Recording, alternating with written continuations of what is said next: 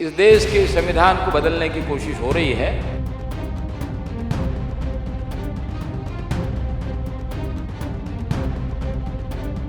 हम कहते हैं कि संविधान समाप्त है तो दोषी हम हैं। एक दिन वो खुद कहेंगे कि संविधान खत्म और हिंदू राज और मनुस्मृति राज से देश चलेगा। वह दिन देश के भाग्य का होगा।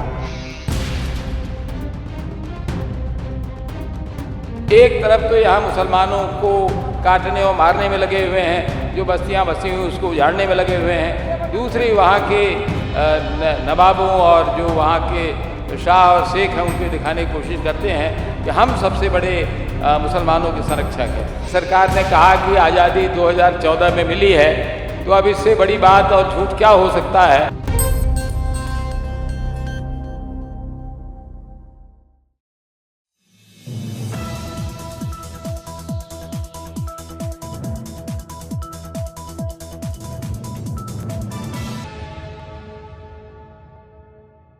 नमस्कार दोस्तों, स्वागत है आप सबका एनबीसी भारत पर। इस वक्त मैं मौजूद हूँ दिल्ली के कस्तूरबा बालिका विद्यालय पे और यहाँ पर एक ऐसी पदयात्रा ने विश्राम लिया है जो गांधी के आदर्शवादों को मान रहे हैं। वो लोगों का ये कहना है कि गांधी जी के जिस तरीके के विचार थे हम उस विचार को मानते हैं और आज की जो पार्टीज अपने विचार लेकर चल रही हैं हम उसे सिरे से निकालते हैं। इसी चीज़ को लेकर मैं यहाँ आई हूँ। मैं इनके संयोजक से आपको कुछ वार्तालाप करवाती हूँ और आपके मन में जो प्रश्न उमड़ रहे हैं उसके सवालों के जवाब मैं उन्हीं से दिलाती हूँ। जी नमस्कार सर। पहले तो हमारे दर्शकों को आप अपना नाम बताइए और ये पदयात्रा का आखिर मकसद क्या था, मतलब कब शुरू हुई, किस लिए ये शुरू किया गया? आपके सभी दर्शकों को मेरा प्रणाम। हम लोग 2 अक्टूबर गांधी जयंती के अवसर पर बनारस से चले हैं। इस यात्रा का उद्देश्य 5 है।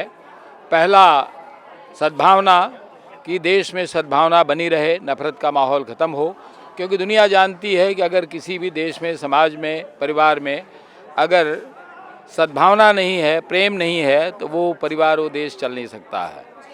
दूसरा है संविधान, कि यहाँ जो भी मंदिर, मस्जिद, विद्यालय, परिवार, घर, खेती, ज़मीन जो भी है वो सब संविधान नियम कानून से चलते हैं।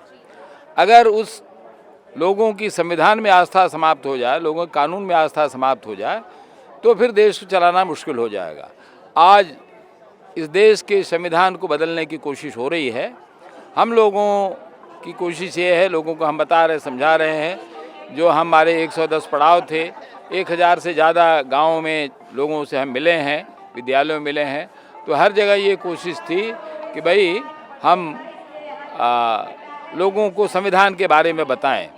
जो हमारा तीसरा मुद्दा था वो लोकतंत्र, क्योंकि आज़ादी की लड़ाई जब हुई तो उस समय तमाम राजे रजवाड़े थे और हम अंग्रेज़ों के गुलाम थे।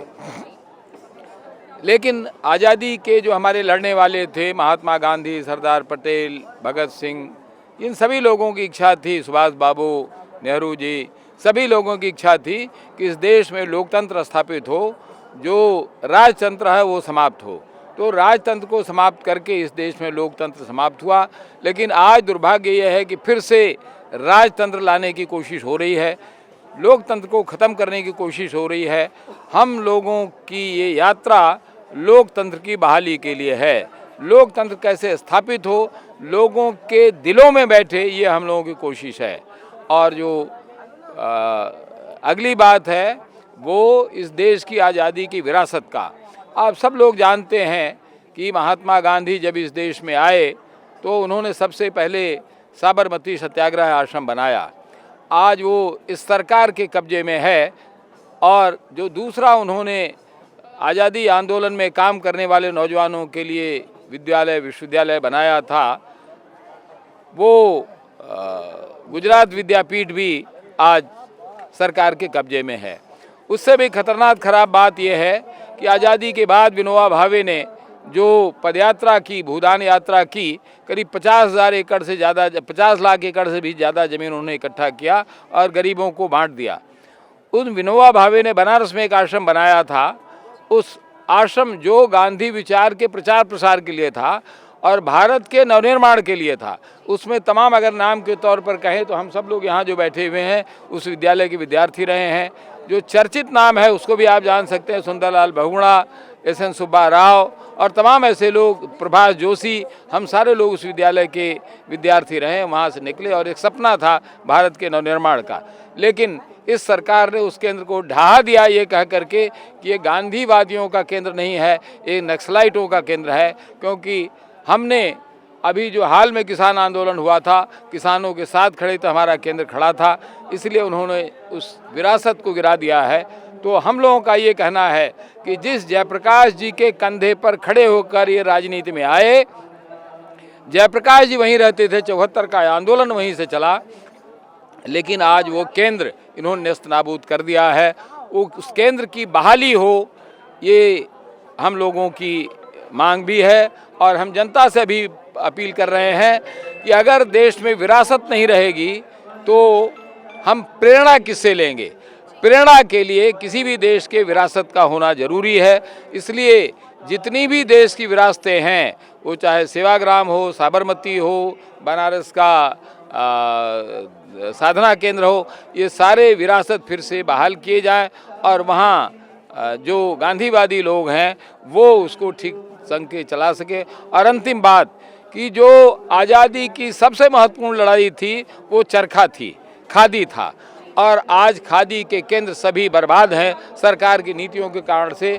हम आप सब लोग आपके चैनल के माध्यम से देश की जनता से अपील कर रहे हैं कि जनता फिर से चरखा कातना शुरू करे और हर आदमी स्वतंत्र हो, आज़ाद हो, तभी हम फिर से लोकतंत्र, संविधान और सद्भावना की बहाली कर सकते हैं। इसके लिए आपने हमें समय दिया, आपकी के चैनल के दर्शकों को। यहाँ मैं एक प्रश्न आपसे और पूछना चाहूँगी कि स्वदेशी की अगर हम बात करें तो सरकार भी लगातार मेड इन इंडिया को प्रमोट करती है, स्वदेश हमारा है, भारत हमारा है, सरकार भी इन सब चीज़ों को मानती है। तो आप ये आंदोलन सरकार के विरुद्ध करते हैं या फिर सरकार से आपकी किसी तरीके की मांग है जो आप पूरा करवाना चाहते हैं इस पदयात्रा के थ्रू?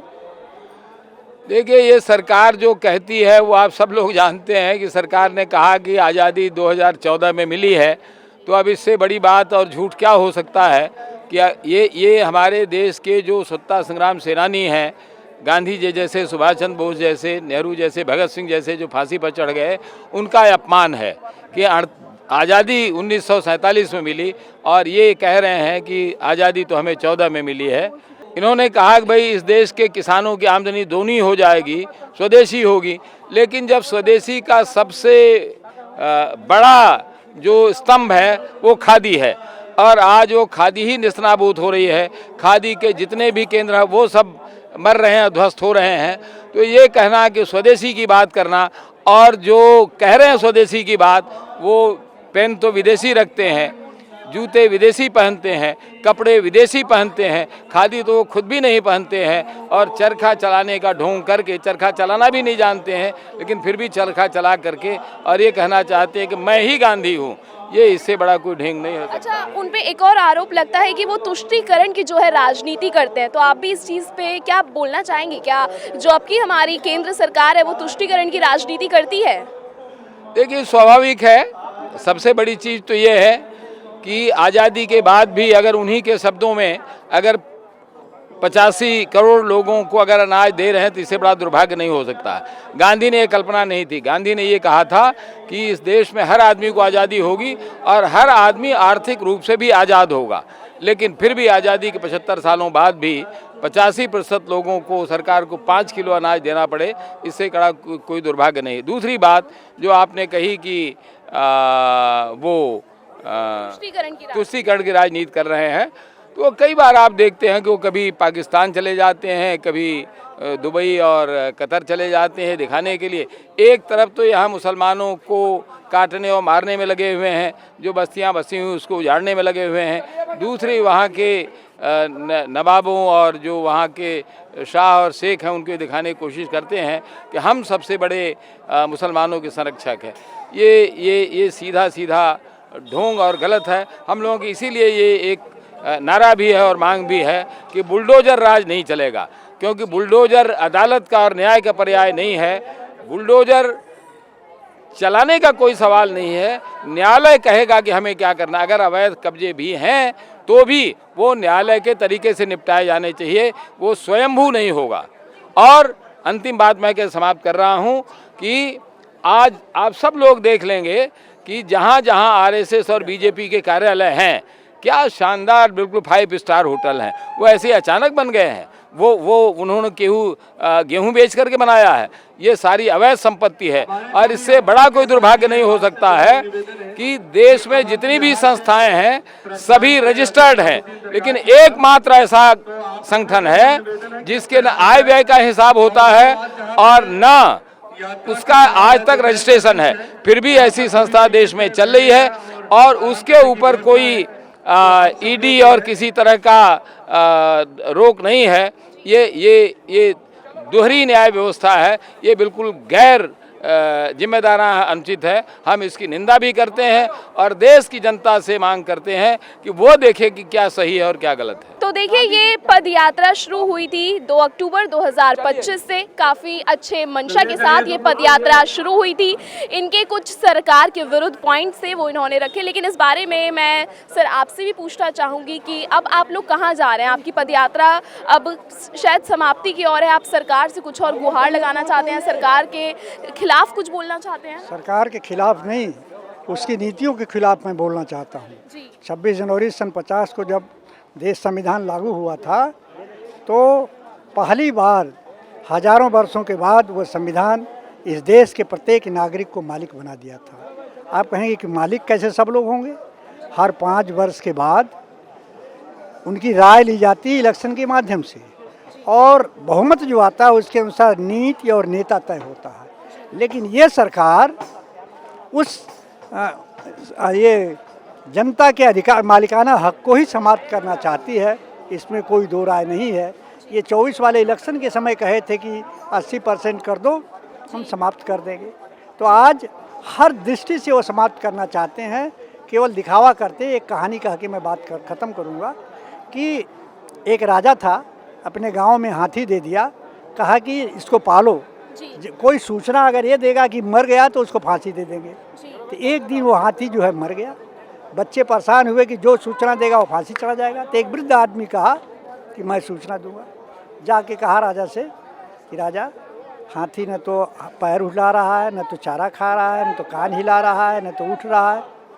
तो कहें इसका मतलब मर गया? कहीं तो आप कह रहे हैं। तो इस तरह संविधान के हर अंगों को ये समाप्त कर रहे हैं। और एक दिन ये खुद, अगर हम कहते हैं कि संविधान समाप्त है तो दोषी हम हैं। एक दिन वो खुद कहेंगे कि संविधान खत्म और हिंदू राज और मनुस्मृति राज से देश चलेगा। वह दिन देश के दुर्भाग्य का होगा। इन शब्दों के साथ मैं एक रिटायर्ड टीचर, मैं जनता से कहना चाहता हूँ कि जागो, ने तुम्हारा संविधान और अधिकार मालिकाना हक खत्म कर देंगे। जय हिंद, जय भारत।